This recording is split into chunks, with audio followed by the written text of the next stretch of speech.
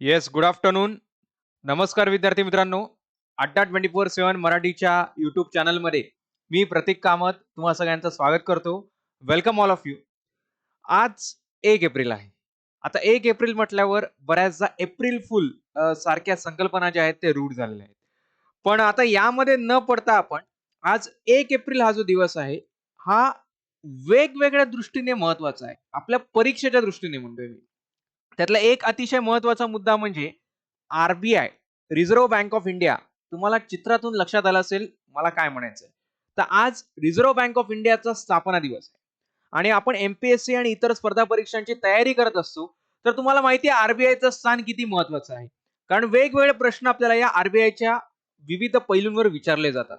मग थोडंसं आज मी या आरबीआय स्थापना दिवस म्हणजे चर्चेतील संस्था असं याचं आपण टायटल ठेवलेलं आहे. त्याचं कारण तेच आहे की आरबीआयच्या संदर्भात एक हिस्टोरिकल व्ह्यू पॉइंट असेल किंवा अन्य काही महत्वाच्या गोष्टी आहेत त्या मी तुम्हाला इथे सांगण्याचा प्रयत्न करणार आहे की आरबीआयच्या स्थापनेच्या संदर्भात काही गोष्टी आहेत ज्याला ऐतिहासिक पार्श्वभूमी आहे. या सगळ्या गोष्टी तुमच्यासोबत मी डिस्कस करेन. चला तर मग सुरू करूयात आपल्या आजच्या सेशनला. चर्चेतील संस्था आणि त्याच्यामध्ये आरबीआय.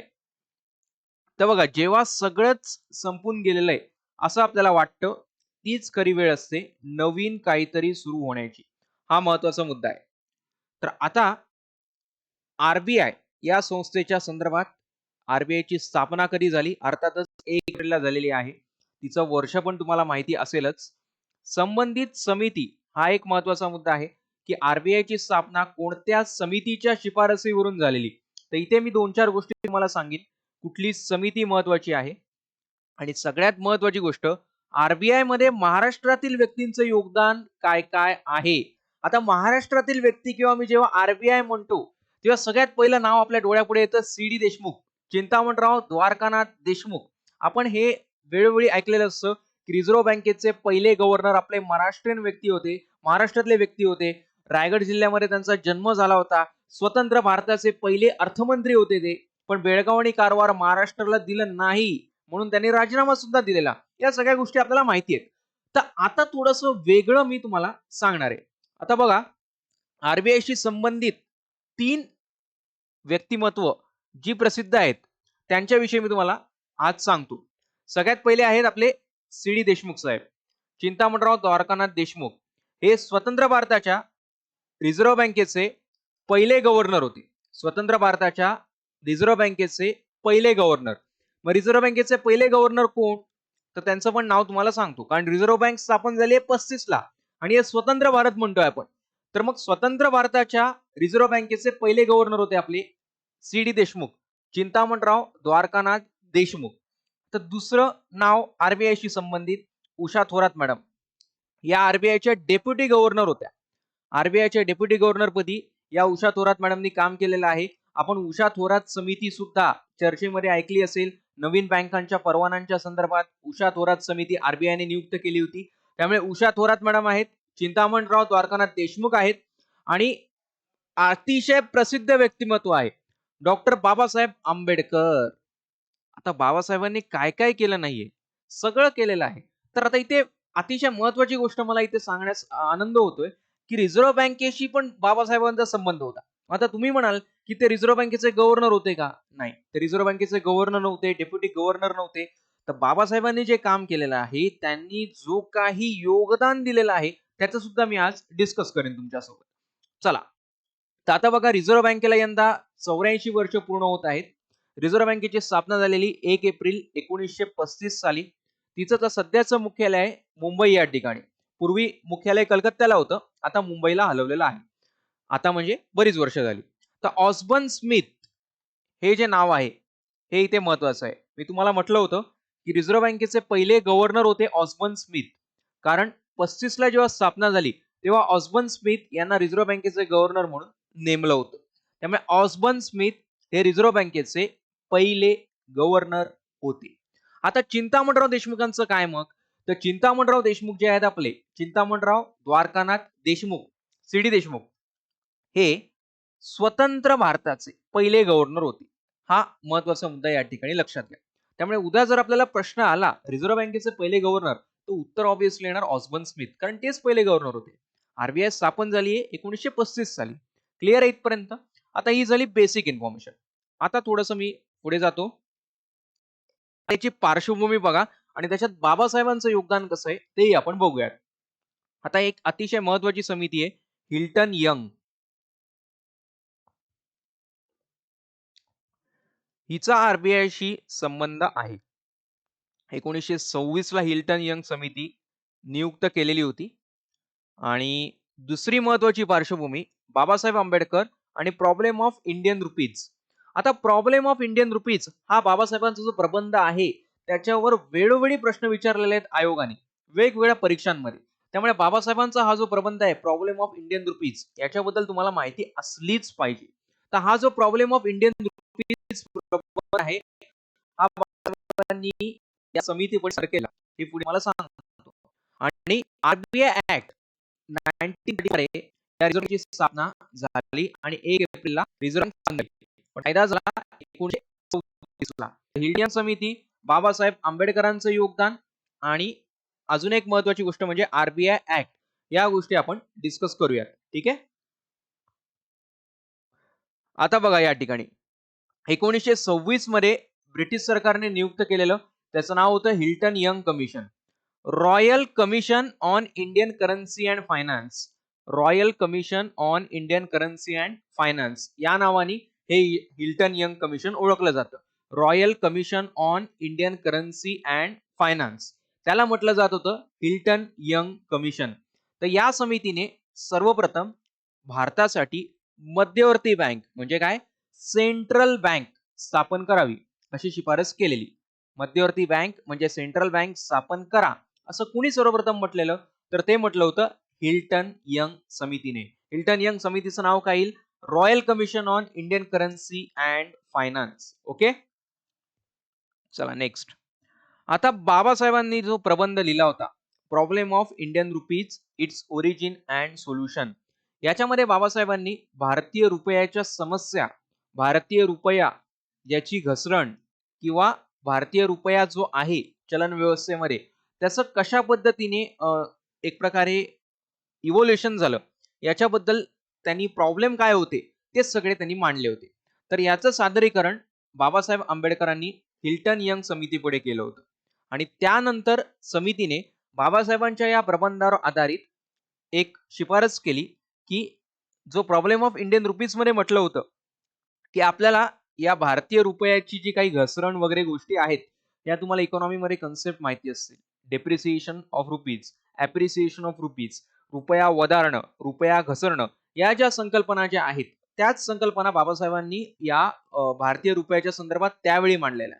आत्ताच्या नाही त्यावेळेला हा प्रबंध त्यांनी तयार केला होता. तर या हिल्टन यंग समितीपुढे हा प्रबंध बाबासाहेबांनी मांडला. हा प्रबंध बाबासाहेबांनी मांडला आणि मग त्या हिल्टन यंग समितीने सांगितलं की एक मध्यवर्ती बँक स्थापन केली जावी. मग आता हे 1926 ला झालं होतं सगळं. मग त्यानंतर Indian central banking inquiry committee आली 1933 मध्ये. म्हणजे सर्वप्रथम शिफारस कोणी केली सर्वप्रथम शिफारस केली हिल्टन यंग समितीने. हा मुद्दा लक्षात घ्या इथे कन्फ्यूज होऊ नका. सर्वप्रथम शिफारस केली हिल्टन यंगने आरबीआयची. हिल्टन यंग समिती Indian committee royal Indian commission on finance. Hilton Young समितीने मध्यवर्ती बँकेची आता त्याला आरबीआय असं नाव नव्हतं दिलं मध्यवर्ती बँक अशी शिफारस सर्वप्रथम कोणी केली हिल्टन यंग समितीने केली. मग 1933 ला Indian central banking inquiry committee स्थापन झाली आणि त्यांनी एक श्वेतपत्रिका मांडली ज्याला आपण म्हणतो व्हाईट पेपर. आणि त्यांनी जो आराखडा आहे प्लान ड्राफ्ट प्लान मध्यवर्ती बँकेचा तो तयार केला इंडियन सेंट्रल बँकिंग इन्क्वायरी कमिटीने. त्यामुळे इथे हा महत्वाचा मुद्दा आहे की कोणत्या समितीने आराखडा तयार केला त्याचं उत्तर येईल Indian central banking inquiry committee. आणि हिल्टन यंग समितीने शिफारस केलेली होती. म्हणून आपण बघतोय बघा 26 ला हिल्टन यंग आलं 33 ला आलं Indian central banking inquiry committee आणि त्यानंतर महत्वाचा मुद्दा येतो 34 चा कायदा आरबीआय कायदा 1934 याद्वारे रिझर्व्ह बँकेची स्थापना झाली आणि तिचं मुख्यालय सुरुवातीला होतं कलकत्ता पण पुढे मात्र ते कुठे आलं मुंबईला. सुरुवातीला होतं ते कलकत्ता पुढे आलं ते मुंबईला. तर हे झालं तुमचं आरबीआयच्या संदर्भात महत्वपूर्ण माहिती. क्लिअर आहे इथपर्यंत सगळ्यांना. आरबीआयचं सुरुवातीला मुख्यालय होतं कलकत्ता, पुढे आलं ते मुंबईला. आता आरबीआयचं अजून एक महत्वाचं वैशिष्ट्य आहे. आता इतिहासामध्ये आपण बऱ्याच वेळेला गव्हर्नमेंट ऑफ इंडिया ऍक्ट किंवा भारत शासन कायदा 1935 हा ऐकलेला आहे. Government of India act 1935. बघा आता या प्रत्येक गोष्टीचं कुठल्याही इव्हेंटचं, मग ती चालू घडामोडीच्या संदर्भात असू दे, इकॉनॉमीच्या संदर्भात असू दे, कुठे ना कुठे आपल्याला वेगवेगळ्या विषयांशी संबंध जोडता येतो. आता बघा ब्रह्मदेश जो आहे म्यानमार, हा 35च्या कायद्याने वेगळा करण्यात आला होता. 35च्या कायद्यामध्ये त्यांनी सांगितलं होतं की ब्रह्मदेश भारतापासून वेगळा केला जाईल. मात्र 1947 पर्यंत म्हणजे 35 नंतर 47 पर्यंत ब्रह्मदेशची मध्यवर्ती बँक म्हणून सुद्धा आरबीआय कार्यरत होती. हा एक महत्वाचा मुद्दा. एक तर तुम्हाला कळलं इथे की 35च्या कायद्याने ब्रह्मदेश वेगळा झाला, पण वेगळा होऊन सुद्धा आरबीआय त्यांची मध्यवर्ती बँक 47 पर्यंत होती. तर फाळणीनंतर 48 पर्यंत पाकिस्तानची मध्यवर्ती बँक म्हणून सुद्धा आरबीआयने काम बघितलेलं आहे. तर हे दोन महत्वाचे मुद्दे लक्षात घ्या. क्लिअर आहे? चला आता आपण आरबीआयच्या कार्यांकडे येऊयात, जे इकॉनॉमी मध्ये तुम्हाला माहिती असेल. आता त्यामधला सगळ्यात पहिला मुद्दा आहे देशाचा परकीय चलन साठा याची विश्वस्त किंवा याला जर मी म्हटलं कस्टोडियन ऑफ फॉरेन एक्सचेंज. जो काही फॉरेन एक्सचेंज येतो, फॉरेन एक्सचेंज म्हणजे परकीय चलनात जे आपलं व्यवहार होतो, आयात निर्यात होते आणि त्यानंतर आपल्याकडे जे परकीय चलन जमा होतं ते सरकारच्या वतीने कोणाकडे असतं? ते असतं आरबीआय कडे. सरकारकडे सुद्धा नाही, सरकारच्या वतीने असतं आरबीआय कडे. आणि परकीय चलनाचा साठा हा भारतामध्ये किती आहे याचा डेटा आपण आरबीआय देतं. त्यानंतर बँकिंग नियंत्रण कायदा 1949च्या अंतर्गत बँकांना परवाना देणे, व्यापारी बँकांना सूचना देणे, वेळोवेळी आढावा घेणे ही सगळी कार्य आरबीआय पार पडते. आरबीआयचं नियंत्रण असतं. त्याच्यानंतर प्रवर्तक. आता आपल्याला माहिती आहे IDBI, industrial development bank of India किंवा नाबार्ड. आता हा सेपरेट आपला टॉपिक होईल तेव्हा मी सांगेन नाबार्ड. आता नाबार्ड, आयडीबीआय यासारख्या संस्थांची प्रवर्तक किंवा प्रमोटर ही सुद्धा आरबीआय होती. तर या ज्या संस्था आहेत, नाबार्ड असेल, आयडीबीआय असेल, या विशिष्ट क्षेत्रामध्ये काम करतात. जसं नाबार्ड ग्रामीण विकास आणि कृषी, तर या नाबार्डचं प्रमोटर म्हणून सुद्धा आरबीआयने काम केलेलं आहे. आणि सगळ्यात महत्वाची गोष्ट, हे पण तुम्हाला माहिती असलं पाहिजे, 5 लाखापर्यंतचा विमा. तुमचं बचत खातं असेल कुठल्याही बँकेत आणि ती बँक बुडीत हल्ली निघण्याचं प्रमाण वाढलेलं आहे, तर त्या बचत खात्याचा विमा उतरवलेला असतो. तो DICGC, deposit insurance and credit guarantee corporation या संस्थेच्या वतीने काढला जातो. तर या डीआयसीजीसी ही पूर्णपणे आरबीआयची संस्था आहे. पूर्णपणे आरबीआयची संस्था. म्हणजे तुमच्या बँकेत काही ठेवी असतील, डिपॉझिट्स असतील, त्या डिपॉझिट्सवर एक इन्शुरन्स किंवा ठेव विमा हा जो आहे हा आरबीआयच्या वतीने तुमचा काढला जातो. प्रत्येकाचा 5 लाखापर्यंतचा असतो. रिझर्व्ह बँक बँकांची बँक आहे, बरोबर आहे, तिला म्हणून आपण मध्यवर्ती बँक म्हणतो.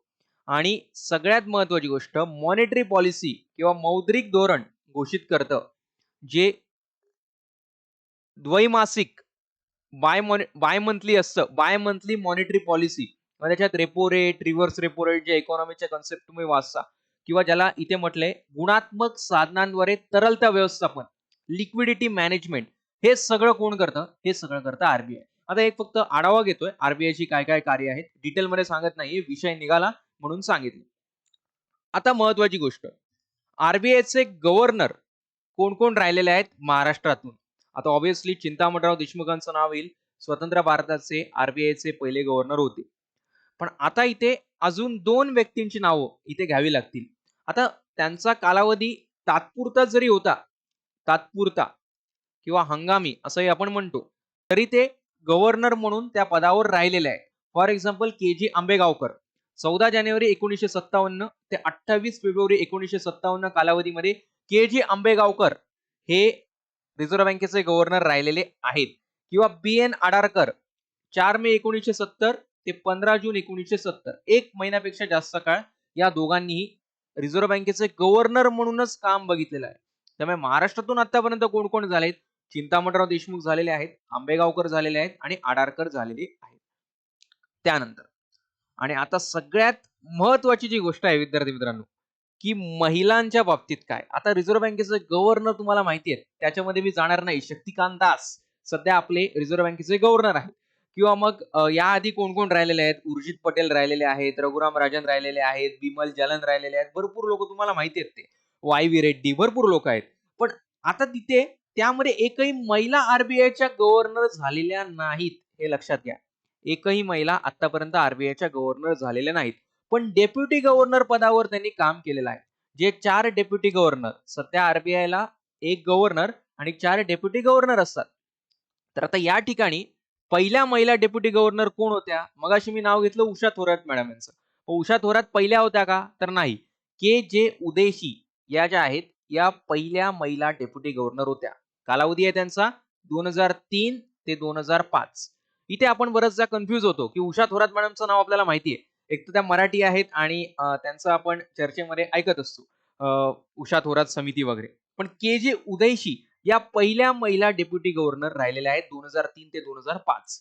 दुसऱ्या होत्या श्यामला गोपीनाथन 4 ते 9 आणि 9 ते 11 आणि उषा थोरात मॅडम ज्या आहेत तिसऱ्या महिला आरबीआयच्या डेप्युटी गव्हर्नर. हा मुद्दा लक्षात घ्या विद्यार्थी मित्रांनो. Deputy governor. त्यामुळे उद्या जर तुम्हाला प्रश्न आला स्टेटमेंटमध्ये की रिझर्व्ह बँकेच्या एकही महिला गव्हर्नर झालेल्या नाहीत आणि ब विधान आलं उषा थोरात या आरबीआयच्या पहिल्या महिला डेप्युटी गव्हर्नर होत्या. तर ऑब्व्हियसली ब विधान चुकलेलं आहे, अ विधान योग्य आहे. तर हे अशा पद्धतीने आपल्याला जीके पॉइंटनी, हिस्टॉरिकल पॉइंटनी सगळ्या गोष्टींनी या ज्या काही गोष्टी डेप्युटी गव्हर्नरच्या आहेत, गव्हर्नरच्या आहेत, महाराष्ट्रातील लोकांचं योगदान, त्याच्यात आपण बाबासाहेबांचं योगदान बघितलं, सी.डी. देशमुखांचं योगदान बघितलं, Usha Thorat madam deputy governor राहिलेल्या आहेत. तर हे सगळं तुमच्या एक्झाम पॉइंट ऑफ व्ह्यू तुम्हाला महत्वाचं आहे. आणि म्हणून या ठिकाणी मी आरबीआयची महाराष्ट्रातले जेवढे गव्हर्नर झालेत त्यांची एक यादी तुम्हाला दिली. महिला डेप्युटी गव्हर्नरची यादी दिली आणि सगळ्यात महत्वाची गोष्ट समिती तुम्हाला सांगितली आणि बाबासाहेबांचं योगदान तुम्हाला मी सांगितलं. तर आज 1 एप्रिल आहे. तर ते एप्रिल फुलची जी मगाशी मी कन्सेप्ट म्हणालो होतो, तर एप्रिल फुल करण्यापेक्षा फुल एप्रिल कार्यरत आहात. फुल एप्रिल म्हणजे संपूर्ण एप्रिलचा महिना. कारण येणाऱ्या काळामध्ये असं म्हटलं जातंय की राज्यसेवेची ऍड पडू शकते जूनसाठी. तर निश्चित पद्धतीने तुम्ही कार्यरत राहा. एप्रिल फुल करण्यापेक्षा फुल एप्रिलकडे जे मी तुम्हाला म्हटलं त्याच्यावर जरूर विचार करा. ओके. तर बघा अड्डा 24/7 मराठीचं ऍप तुम्ही अजूनही डाउनलोड केलं नसेल तर ते डाउनलोड करा. ऍपच्या माध्यमातून क्विज, जॉब अपडेट्स तुम्हाला उपलब्ध होतात. तुम्ही तुमचे डाउट सुद्धा आमच्या कंटेंट टीमला विचारू शकता. आमची कंटेंट टीम तुमच्या डाऊटला उत्तर देते. हा सगळा कंटेंट आमच्या कंटेंट टीमने तुमच्यासाठी खास तयार केलेला आहे. Google Playला जा, तिथे अड्डा 24/7 टाका आणि मग तिकडे महाराष्ट्र स्टेट एक्झाम टाका. मग मराठीचं ऍप अवेलेबल होईल तुम्हाला आणि सगळा कंटेंट मराठीमधून मिळेल. आणि पूर्णपणे फ्री ऍप आहे हे. adda247.com/mr हा आपला ब्लॉग आहे. या ब्लॉगला सुद्धा व्हिजिट करा. इथे नवनवीन गोष्टी तुम्हाला एक्झाम पॉइंट ऑफ व्ह्यूने मिळतात. आपलं टेलिग्राम चॅनल सुद्धा आहे. त्याची लिंक तुम्हाला डिस्क्रिप्शन बॉक्समध्ये अवेलेबल करून दिलेली आहे. ईमेल आयडी आहे shekhar.kamath@adda247.com. या ईमेल आयडीला तुम्ही तुमच्या शंका विचारू शकता. निश्चित पद्धतीने मी तुमच्या शंकांना उत्तर देईल आणि Y325 कोड वापरून तुम्ही कुठलाही प्रोडक्ट तुम्ही घेऊ शकता. ओके. सेशन आवडलं असेल तर सेशनला लाईक करा, आपल्या विद्यार्थी मित्रांसोबत शेअर करा आणि या अड्डा 24/7 मराठीच्या YouTube चॅनलला सबस्क्राईब करा. Thank you very much.